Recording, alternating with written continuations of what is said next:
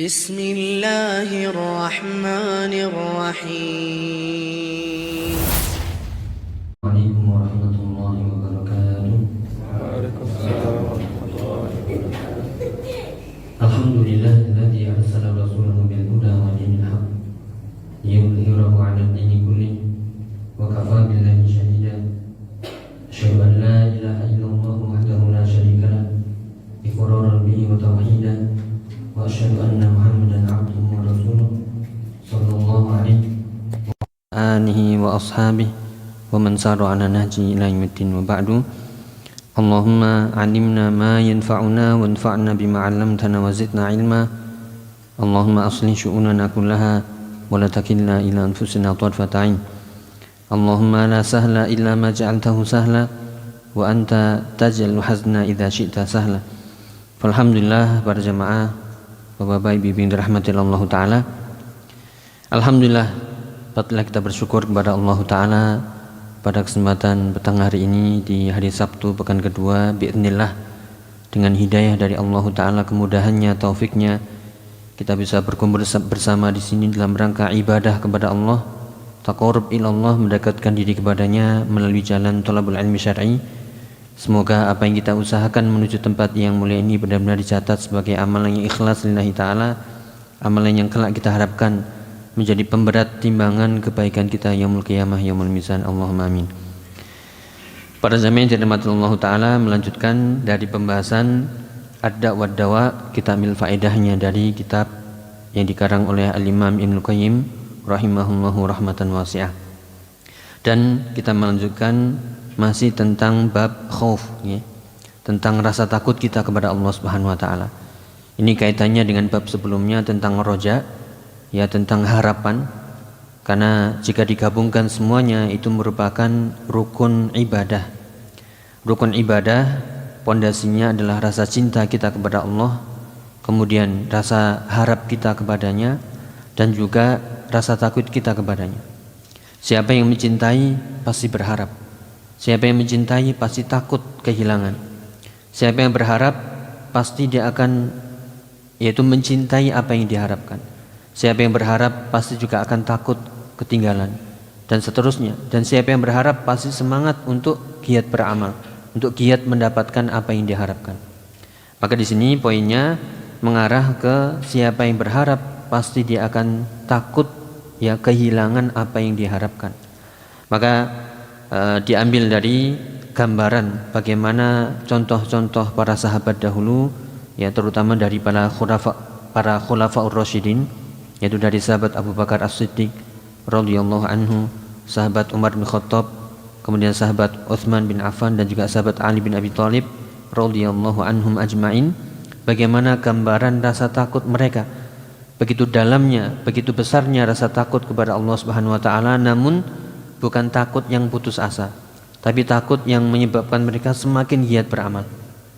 Ya, inilah yang kita ambil pelajarannya pada kali ini. Ya, sebelumnya mungkin perlu kita kaitkan dengan rasa takwa kita kepada Allah, karena di antara takwa itu maknanya adalah takut. Ya, dari ucapan atau diriwayatkan dari ucapan sahabat Ali bin Abi Thalib, bahwasanya takut itu adalah al-khaufu minal jalil wal amalu bitanzil, kemudian wal qana'atu bil qalil wal isti'dad li yaumir rahil. Takwa itu adalah takut kepada Allah al-Jalil, takut kepada Allah yang maha mulia, maha tinggi, maha besar, maha agung. Sehingga dengan rasa takutnya dia akan tergerak untuk beramal soleh. Dia akan tergerak untuk cepat-cepat beramal soleh. Dia akan tergerak untuk selalu bersegera bertaubat dari dosa-dosa yang dia lakukan, entah sengaja atau tidak sengaja. Dengan rasa takutnya itu dia takut akan azab Allah. Dia takut gak masuk surga. Dia takut kalau dirinya dicampakkan di dalam neraka, wal'iyadzubillah. Dia takut ketika ditimbang kelak, yaitu di hari penimbangan, itu lebih berat amal-amal buruknya dan amal kebaikannya ringan. Ketika dia dibagikan catatan amal perbuatannya, dia takut nanti menerima dengan tangan kiri, tidak bisa menerima dengan tangan kanannya. Atau ketika menerima dengan tangannya kemudian dipelintir, kemudian balik ke tangan kirinya lagi, wal'iyadzubillah. Ya, demikian juga ketika dia melewati sirat dia gagal, ya, sehingga masuk dalam neraka, wal'iyadzubillah. Oleh karena itu Rasa takut ini harus kita tumbuhkan, ya, rasa takut kita kepada Allah, sehingga kita membuat diri kita semakin soleh, semakin ngaji, semakin takut, semakin hadir di majelis taklim, yaitu semakin tunduk kepada Allah Subhanahu wa taala. Dan juga takwa ini maknanya adalah yaitu al-amal bitanzil, yaitu mengamalkan firman Allah taala Al-Qur'an. Dan juga al-qanaatu bil qalil, yaitu qanaah, ridha, puas dengan pemberian Allah walaupun sedikit. Dan juga al-isti'dad liyaumir rahil, yaitu bersiap-siap di hari perjalanan yang amat sangat panjang setelah kematian. Dan juga hal-hal yang membuat kita takut kepada Allah adalah kalau kita nanti dibongkar jati diri kita, hakikat siapa diri kita, terutama dosa-dosa kita, naudzubillah. Ya, makanya diriwayatkan dari Ibnu Mas'ud, sebelum kita bahas di sini ya, yaitu diriwayatkan dari Ibnu Mas'ud, beliau mengatakan innal mu'mina yara dzunubahu ka'annahu fi asli jabalin. Seorang mukmin yang imannya benar itu melihat dosa-dosanya seperti dia di bawah ya gunung. Ya khafu an yaqa alaih, dia takut dosa itu menimpa dirinya. Wa innal fajir, adapun orang yang banyak dosa, yara dzunubahu kadzubabin, dia melihat dosanya seperti lalat, waqa'al anfi, yang nempel di hidungnya, qala bihi hakadha fatora, kemudian dia mengatakan digusak gitu ya, diusir, kemudian terbang begitu saja. Artinya begitu meremehkan dosa-dosa. Ya, oleh karena itu di antara tujuan dari mempelajari kitab Ad-Da' wad-Dawa, yaitu obat atau penyakit dan obatnya adalah agar kita takut dosa, karena dosa itulah yang membinasakan, yang menghancurkan, yang menghilangkan keberkahan, yang membuat hati kita gundah, susah, yang membuat hidup kita sempit, walaupun banyak harta, walaupun banyak kemewahan yang kita dapatkan. Makanya ini sebelum sekali lagi masuk ke sana dari pembahasan Imam Ibnu Qayyim, ada syair yang patut kita renungkan dari para ulama kita, yaitu dari Ibnu Mubarak. Ini beliau mengatakan ra'aitu dzunuba tumitul quluba wa yatba'uha dzulla idmanuha wa tarku dzunubi hayatul qulubi wa khairun li nafsika isyanuha. Aku melihat dosa-dosa itu mematikan hati. Ya, dosa-dosa itu membuat hati kita mati, padam cahayanya, sehingga kita tidak bisa melihat mana yang benar, mana yang salah, mana yang sahih, mana yang dhaif, mana yang sunnah, mana yang bid'ah, mana yang tauhid, mana yang syirik, mana yang teman, mana yang lawan. Karena hatinya sudah padam. Ya, mana dalil, mana yang bukan, mana yang tepat, mana yang tidak tepat, semuanya mati. Kenapa? Karena dosa-dosanya. Wa yatba'uha dzulla idmanuha, dan orang yang selalu dalam dosa, tidak ada dosa yang dianggap kecil kalau terus-menerus dilakukan. Ya, bukankah gunung itu awalnya adalah dari kerikil-kerikil yang kecil, sehingga orang yang terus-menerus dalam dosa, waliyadzubillah, yaitu selalu diikuti oleh kehinaan dalam hidupnya, selalu terhina. Ya, apalagi di hadapan Allah Subhanahu wa taala. Wa tarkud dzunubi hayatul qulub, untuk menghidupkan hati maka kita harus meninggalkan dosa-dosa semuanya, seluruhnya. Wa khairun li nafsika isyanuha, dan sebaik-baik untuk dirimu, untuk jiwamu adalah melawan dosa-dosa itu dengan bertaubat, ya, menahan hawa nafsu untuk tidak terjatuh di dalamnya. Itulah yang harus kita lakukan. Para jami'in dirahmati Allah taala, memang kita bukan manusia yang suci, yang maksum, tidak ada dosa, tidak. Kita kadang berdosa, melakukan yang maksiat, namun sebagai orang yang bermaksiat adalah segera bertaubat kepada Allah taala. Ya, itulah hal-hal yang membuat kita takut kepada Allah Subhanahu wa taala, ya, sehingga rasa takut itu ya menguatkan kita untuk selalu beramal.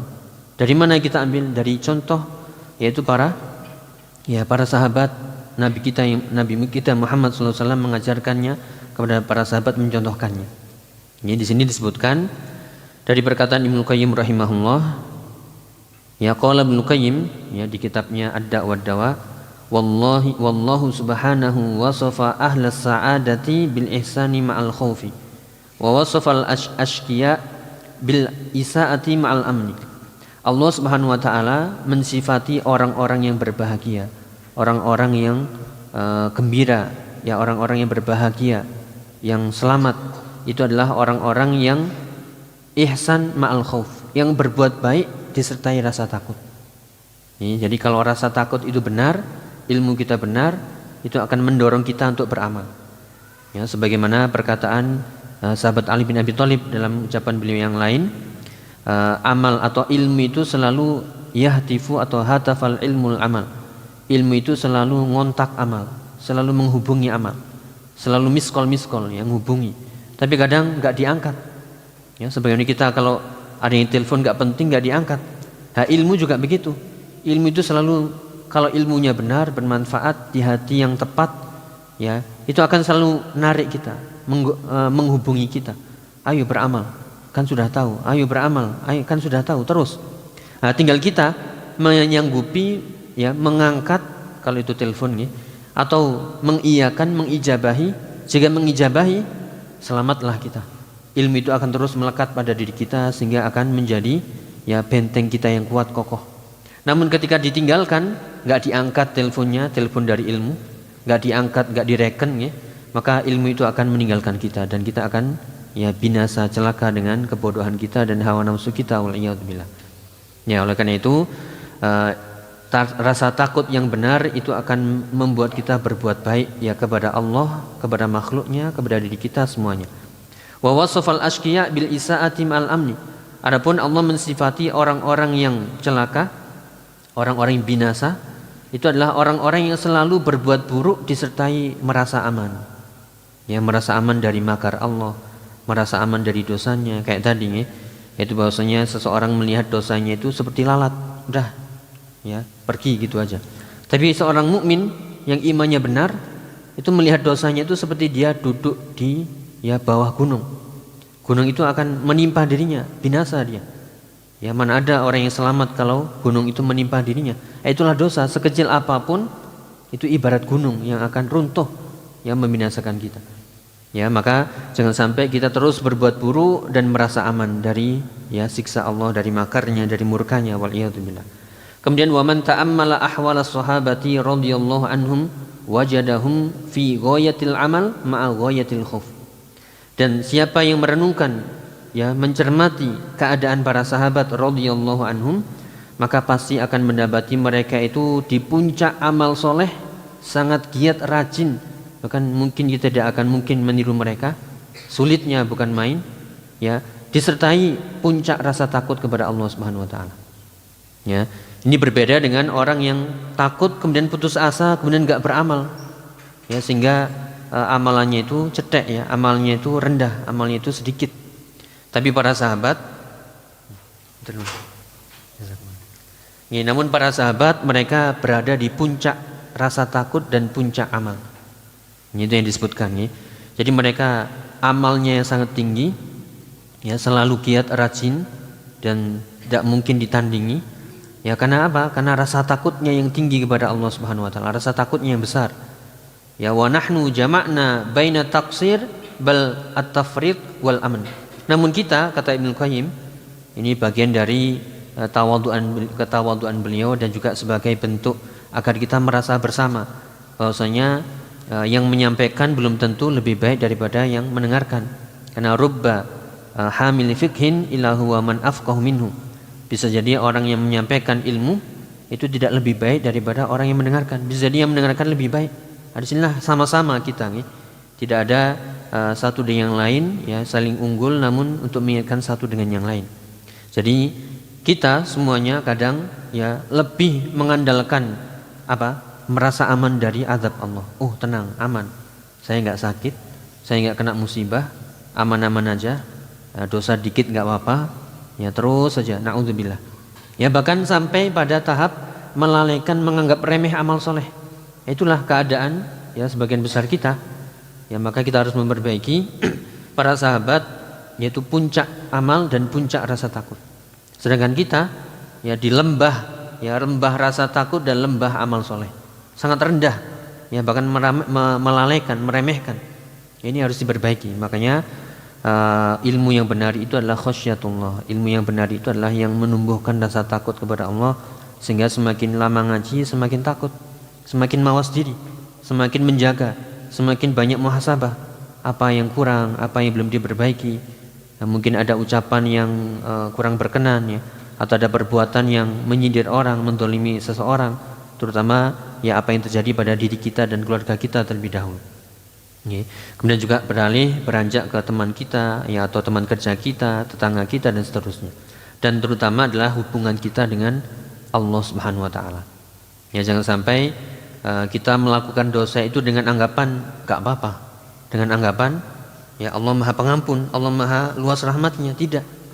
Ya, makanya yang menyebabkan seorang selamat itu adalah rahmatnya, karena Allah mengetahui ya mana di antara hamba-hamba yang benar-benar jujur, yang ikhlas.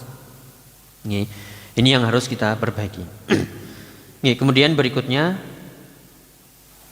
yaitu kita lihat bagaimana contoh-contoh ya yang dari yang disebutkan oleh Al-Imam Al-Qayyim, mulai dari sahabat Abu Bakar As-Siddiq radhiyallahu anhu. Ini kita ringkas nih. Beberapa riwayat disebutkan oleh para ulama, ya memang ada riwayatnya yang dhaif ya, ada yang sanadnya terputus ya, ada yang istilahnya kurang kuat lah kalau dijadikan riwayat. Namun secara keseluruhan ya, kalau dikumpulkan itu menguatkan satu dengan yang lain, dan itu membuktikan bagaimana besarnya rasa takut para sahabat. Di antaranya dari ucapan sahabat Abu Bakar radhiyallahu anhu, ya beliau mengatakan, wadittu anni sya'ratun fi jambi abdin mu'min dzakarahu Ahmad anhu wa dzakara anhu annahu kana, dan seterusnya. Jadi beliau berharap, beliau berangan-angan ya, berkeinginan agar saya menjadi rambut saja, menjadi sehelai rambut di sisi seseorang. Kita bayangkan ya, satu helai rambut ada di sini. Kira-kira orang melihat? Ya enggak melihat ya. Enggak dianggap, enggak ditoleh, enggak dilihat.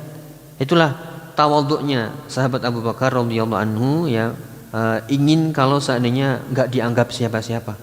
Demikian juga rasa takutnya ya kepada Allah Subhanahu wa taala, sehingga seperti sesuatu yang lemah. Ya, itu gambaran dari ucapan sahabat Abu Bakar radhiyallahu anhu. Sekali lagi ini kalau diteliti ya, seperti ucapan beliau, anni waditu anni sya'ratun fi jambi abdin mu'min, itu disebutkan oleh Imam Ahmad dalam kitabnya Az-Zuhud ya. Namun sekali lagi komentar para ulama ada yang mengatakan ya riwayatnya itu lemah ya. Kalau dikumpulkan itu menunjukkan secara keseluruhan, secara umum ya, bahwasanya para sahabat itu menunjukkan ya rasa takut yang besar kepada ya Allah Subhanahu wa taala. Ini kita nukilkan dulu ya, yaitu sebagian nukilan atau penjelasan dari Syekh Abdul Razak ketika menjelaskan tentang riwayat-riwayat ini. Beliau mengatakan al-an sayanqulu nuqulan tahtaju ila annal insan fi'lan yata'ammalu fiha. Ya, kemudian di sini Ibnu Qayyim menyebutkan nukilan-nukilan, riwayat-riwayat yang seharusnya seseorang harus merenungkannya. Wa in kana ba'dhuha fi sanadihi maqal, meskipun di sanadnya ada beberapa yang perlu diperbincangkan, ba'dhuha sanaduhu dhaif, bahkan sanadnya kadang ya ada yang dhaif. Lakin majmu'uha wa thabit minha yusawwiru wa yuwaddihu lana haqiqatan wadihatan fi sahabah wa syiddati khaufihim.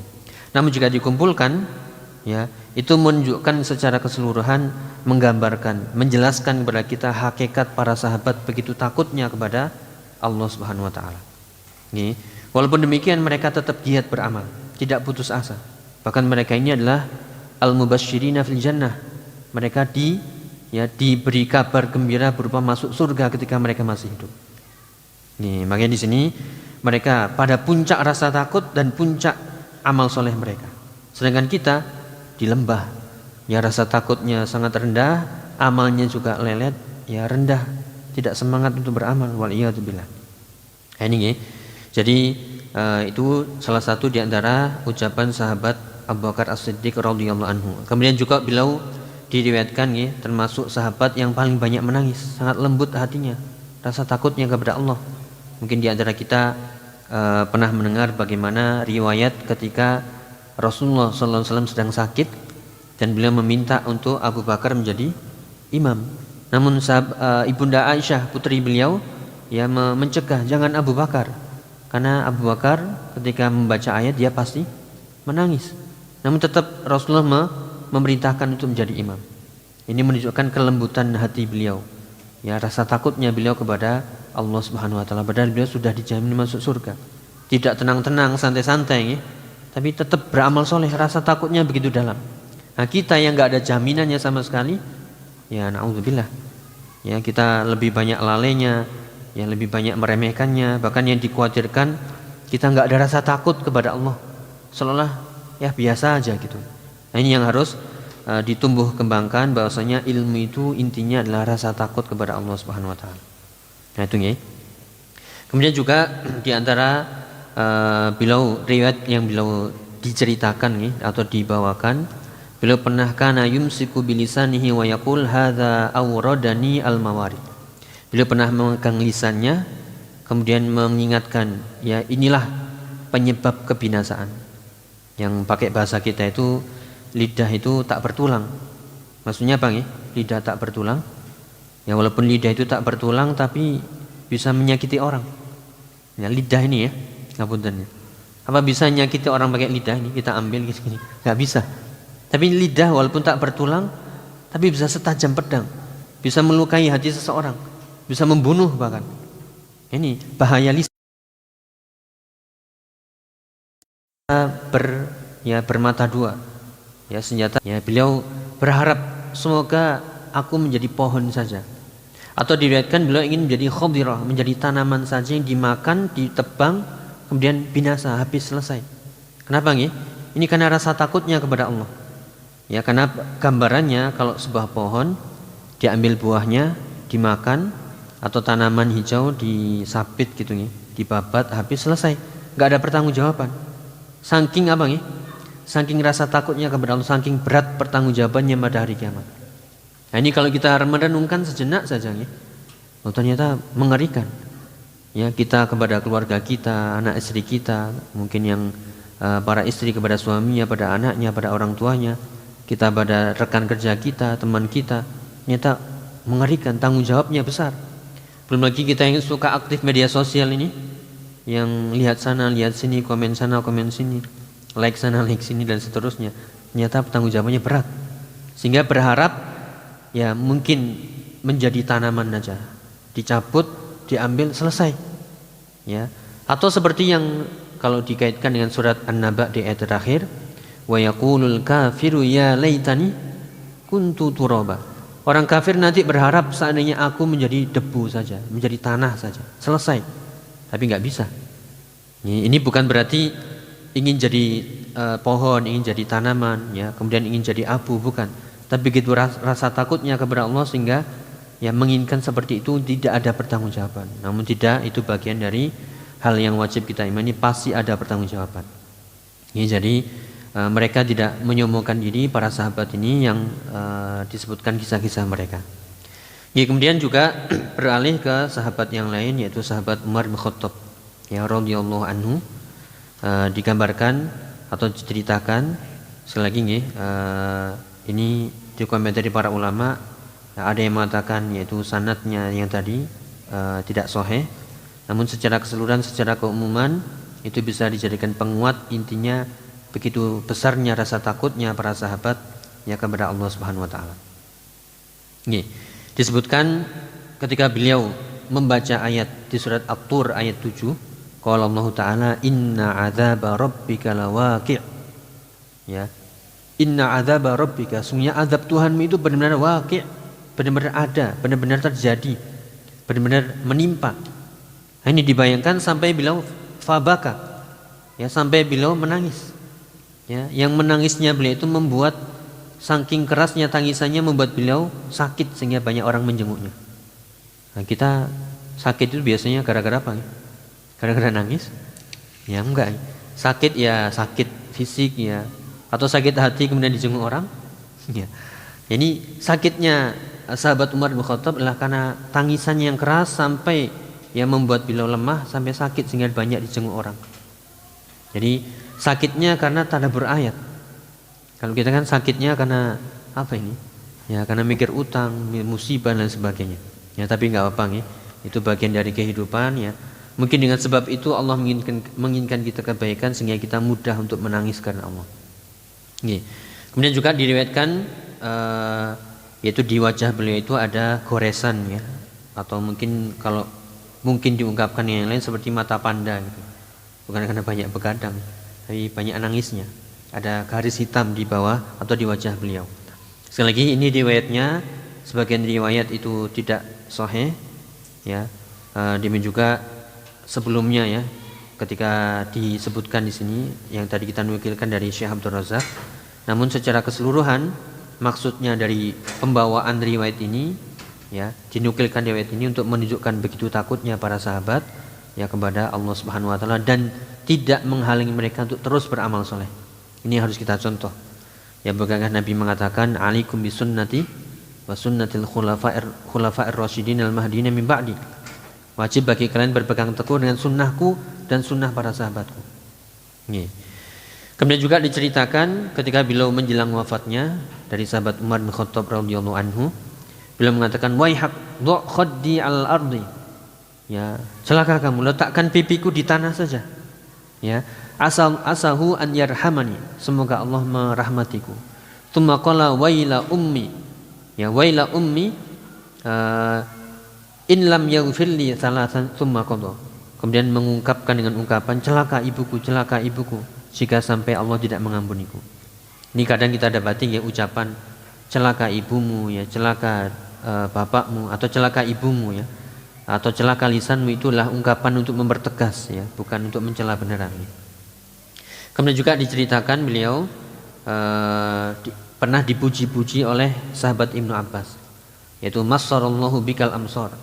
Sungguh engkau telah menundukkan kota-kota. Wa fatahallahu bikal futuh, sehingga dengan tanganmu wahai Umar itu engkau bisa membuka negeri-negeri kaum muslimin. Wa fa'ala ma fa'al wa fa'ala wa fa'al, engkau telah melakukan ini itu. Maka apa jawaban sahabat Umar bin Khattab? Anni anju la ajra wa la wisra. Aku hanya berharap aku selamat saja, enggak ada pahala, enggak ada dosa. Ya, jadi begitu takutnya, padahal jasa-jasa beliau itu sangat besar yang terhadap Islam dan kaum muslimin.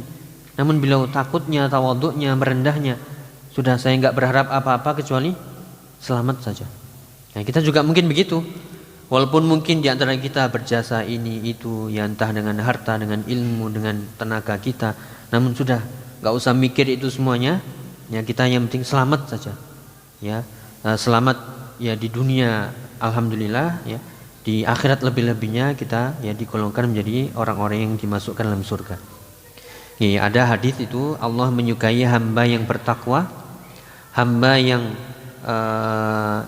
yaitu hamba yang bertakwa, hamba yang ghani, ya hamba yang khafi.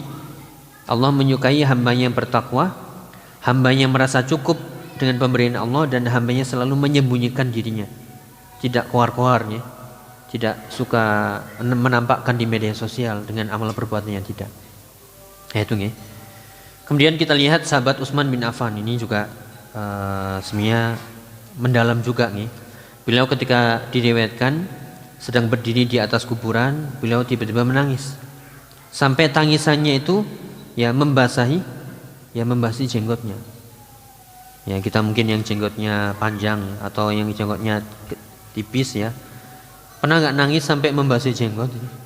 Kayaknya nggak pernah. Nah, ini begitu dalamnya tangisan sahabat Utsman bin Affan sampai diriwayatkan, yaitu beliau idza waqafa al-qabri yabki hatta yabtalla lihyatuhu atau tabtalla lihyatuhu. Beliau menangis sampai membasahi jenggotnya. Nah, berarti kan deras ini tangisannya. Kemudian beliau mengatakan, "Lau annani bainal jannati wan nar."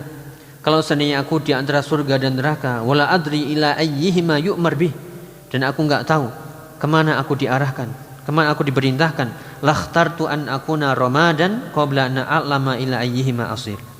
Pasti aku akan memilih menjadi debu saja, menjadi abu saja, sehingga aku enggak tahu kemana tempatku ditetapkan. Padahal beliau adalah sahabat yang dijamin masuk ya surga. Tapi begitu dalamnya rasa takut kepada beliau sampai enggak memikirkan itu, yang penting udah yaitu apa tadi, memilih menjadi abu saja. Ya maksudnya apa? Kalau seandainya enggak ada pertanggungjawaban itu lebih aman, ya, lebih selamat. Ya padahal itu bagian dari keyakinan kita, yaitu bahwasanya beliau termasuk sahabat yang dijamin masuk surga dan hari kebangkitan dan surga dan neraka itu pasti ada, dan tidak mungkin seorang itu menjadi tanah, pasti akan ada pertanggungjawabannya. Namun rasa takut itu membuat beliau mengucapkan itu. Jadi juga dalam riwayat yang lain ini pernah kita sebutkan, yaitu ketika beliau di atas kuburan ya, beliau tiba-tiba menangis yang tangisannya itu sampai membasahi jenggot-jenggotnya. Kemudian ditanyakan ya kepada beliau, kenapa engkau menangis wahai sahabat Utsman? Kalau engkau diingatkan surga dan neraka tidak menangis, namun ketika diingatkan kuburan yang engkau menangis. Maka beliau mengatakan ya, dengan menyitir sabda Nabi SAW, sungguhnya kuburan itu adalah awwalu manazil ya, tempat singgah pertama di antara tempat-tempat singgah akhirat.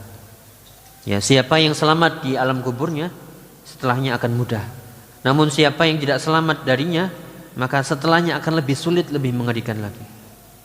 Ya, makanya harus kita ingat, alam kubur itu tempat peristirahatan ya, yang pertama jika itu baik, seterusnya akan baik. Jika itu indah, seterusnya akan indah. Tapi na'udzubillah, jika alam kubur, tempat kuburan itu dikuburkan manusia di alam barzah, itu adalah tempatnya sudah ada azabnya, tidak nyaman dengan azab dan siksa kubur, maka setelahnya akan lebih mengerikan lagi. Ya wal'iyadzubillah. Itu ya. Jadi itu yang bisa kita bahas, walaupun sebenarnya ada satu lagi ya, mohon waktu, yaitu dari sahabat Ali bin Abi Thalib. Kita cukupkan dengan Khulafa'ur Rasyidin. Ya, beliau juga termasuk sahabat yang banyak menangis, yang sangat takut kepada Allah. Beliau berwasiat dengan dua perkara, yaitu akhafu ya, tulul amal wattiba'ul hawa. Yang aku takutkan pada diriku adalah dua perkara, tulul amal wattiba'ul hawa, panjang angan-angan dan mengikuti hawa nafsu. Panjang angan-angan ini angan-angan dunianya terus saja, pengen ini, pengen itu, pengen beli ini, pengen ganti ini, pengen ganti itu, pokoknya terus ya, nggak pernah selesai. Ini harus kita ya hentikan, sudah cukup. Angan-angan kita itu akhirat saja. At-tama', tamak dalam urusan akhirat, bukan tamak urusan dunia. Ya. Kemudian yang beliau takutkan juga ittiba'ul hawa, mengikuti hawa nafsu. Kenapa? Karena panjang angan-angan itu akan melalaikan akhirat. Kalau kita angan-angan dunianya tinggi besar, pengen ini, pengen itu, beli ini, beli itu, ganti ini, ganti itu, akhirat lupa. Ya. Dan mengikuti hawa nafsu itu akan menghalangi fayasuddu anil haq. Kalau seorang sudah diliputi hawa nafsu, dikuasai oleh hawa nafsu, maka kebenaran itu akan terhalang untuknya, sehingga dia tidak bisa mengikuti ya kebenaran. Jadi tidak bisa meniti jalan yang benar karena hawa nafsunya sudah menyelimuti dirinya. Kemudian beliau mengingatkan dengan wasiat beliau ini masyhur ya, diriwayatkan oleh Imam Bukhari. Yaitu beliau mengatakan ala wa inna dunya qad wallat mudbiratan wal akhiratu muqbilatan. Sungguhnya dunia itu wal akhiratu muqbilatan. Sungguhnya dunia itu bergerak membelakangi kita. Dunia itu mau kita kejar kayak apapun itu selalu membelakangi. Ya kan, ini kalau kita sadar ya, dunia itu seperti bayangan, dikejar kayak apapun ya nggak bisa kena. Ya, dan selalu membelakangi kita. Ya, dengan ungkapan yang lain, mau semakin maju, dunia semakin mundur. Kita semakin mendekat kepada akhirat. Tambah umur bukan tambah panjang umur, tapi semakin dekat menuju ajal. Dan akhirat selalu mendatangi, selalu menjemput.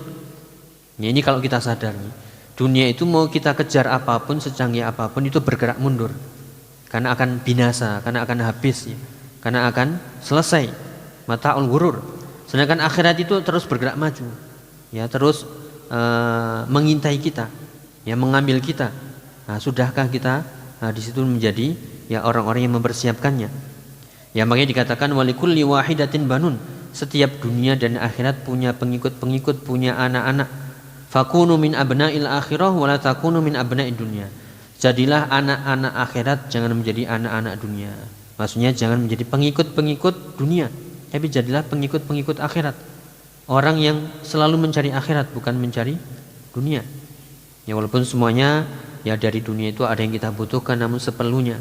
Ya, tidak sampai menjadi ya budak-budak dunia, budak-budak harta, ya budak-budak kemewahan dan seterusnya. Sehingga hidupnya adalah dunia, dunia dan dunia. Kemudian diingatkan fa innal yauma amalun wala hisab wa ghadan hisabun wala amal. Karena di hari ini kita hidup, kesempatan beramal masih ada, belum ada hisab. Besok kalau sudah wafat, meninggal di hari akhirat, mulai dari alam kubur dan seterusnya, ya sudah mulai hisab dan tidak ada kesempatan untuk beramal lagi. Walaupun mau minta balik sejenak nggak akan bisa. Nih, ya ketika seorang hari ini ya, saat ini masih hidup, zikir, istighfar, batin, takut kepada Allah, berharap, itu dinilai ibadah. Tapi kalau sudah di alam kubur, mau istighfar 1000 kali, nggak dinilai ibadah, karena selesai. Ya, di dunia kesempatan beramal, belum ada hisab, sedangkan di akhirat, yaitu adalah waktunya dihisab dan tidak ada lagi kesempatan beramal. Wallahu a'lam bishawab. Ya, mungkin itu yang bisa kita bahas. Yang intinya sekali lagi bukan berarti yang menyampaikan lebih baik daripada yang mendengar, namun inilah bagian dari at-tawasi bil haq wa tawasi bis sabr, ya, agar kita saling mengingatkan satu yang lain tentang rasa takut ini. Ya, dengan takut itu ya maka hati kita akan tertata, lebih fokus, ya, mana tujuan kita, akhirat kita, apa yang kurang dari diri kita, dari dosa kita, perbuatan kita, dan kita menjadi benar-benar semoga jadi hamba-hamba yang bertakwa, digolongkan bersama para nabi, para nabiyin, para siddiqin, para syuhada dan orang soleh. Allahumma amin. Allahumma inni as'alukal jannah wa ma qaraba ilaiha min qaulin wa amal, wa na'udzubika minan nar wa ma qaraba ilaiha min qaulin wa amal. Allahumma inni as'aluka khasyata, ya, ma tahulu bainana wa baina ma'asik. Allahumma inni as'aluka hubbaka wa hubba man yuhibbuka wa hubba kulli amalin yuqarribuna ila hubbika. Allahumma amin. Kita cukupkan ya. Ya, kita akhiri subhanakallahumma bihamdika asyhadu an la ilaha illa anta astaghfiruka wa atubu ilaik. Assalamualaikum warahmatullahi wabarakatuh.